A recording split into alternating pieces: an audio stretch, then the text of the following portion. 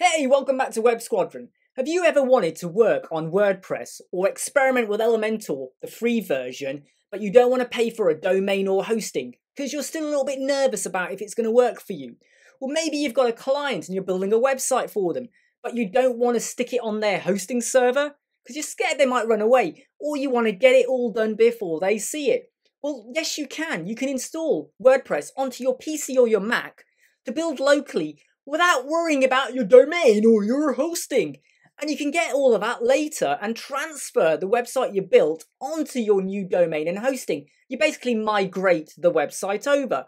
And I'm going to show you how to do that. Hey, I'm Imran, Web Squadron. I hope you like, subscribe, share and follow to learn everything about Elementor and WordPress to help you, your clients and your business. So the website we're going to use is localwp.com. localwp.com. Description's down there.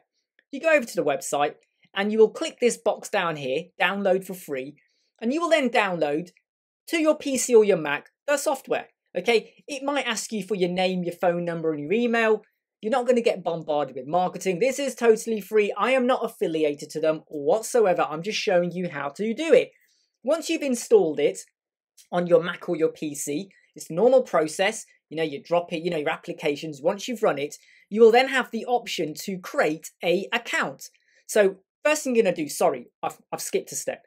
Once you've installed it, it will say connect and create a free account. I just did it with Google because it's easier for me to remember my usernames and my passwords. But you can put in another username and password if you so wish. Now, once you've done that, this is what you're going to see, right? So I've installed it. I've created an account using Google. Now I can create a new site. So I'm going to click this and say new sites. What will we do? Let's call this Web Squad. Okay, test. I could call it whatever I want. We have advanced options. This is where I now decide exactly where does it sit on my server. And I'm going to say I am not touching any of that. I'm not messing up with any of that. And I'm also not using a blueprint. Now, what is a blueprint? If I build a website, okay, here, and I put in plugins like Elementor and other stuff, auto-optimize and all of that, that could become my blueprint in terms of every other website I build. So when I build another website for someone else in the future, I could use that blueprint. It's got everything on there, and I then modify it to work for them. So it helps to save time, if that's what you want to do. But I'm going to say don't use a blueprint, okay? And we are now going to click continue.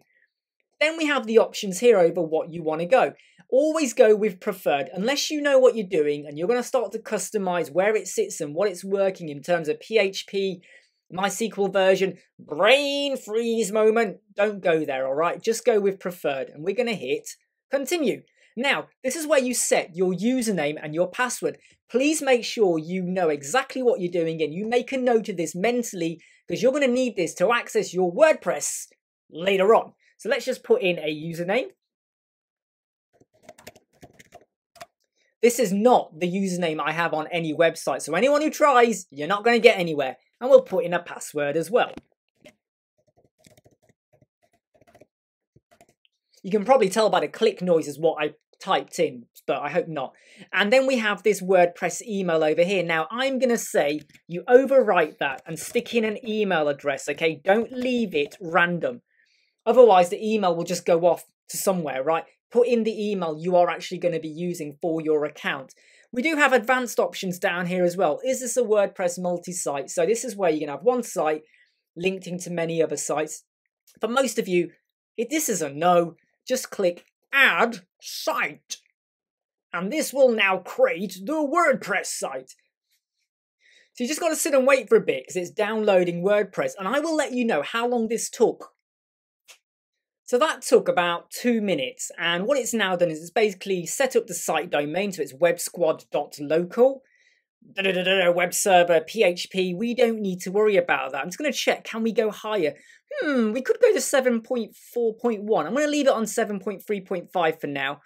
And I'm not basically going to change anything here. That is the latest WordPress, 5.8.1. That is absolutely fine. And now I'm going to see, can I go in and access the site? So let's go to admin. Now, this is where you want to make a note of this right now. So I would say get rid of everything after web squad or the .local bit and just check that this works with wp-admin. And that has brought me to this page. So I'm back over here. So I now know that if I want to access this page, website, tomorrow, tonight, next week, next month, whenever, I just type websquad.local. Make a note of this. Websquad.local, wp- you can type in login, PHP, but I find it's far easier to remember wp- or dash admin. Far easier. So let me now just log in. Let me put in my username and let me type in my password. And this is where I'm going to look really stupid if I got it wrong. Yay, we're in. Da, da, da, da, da.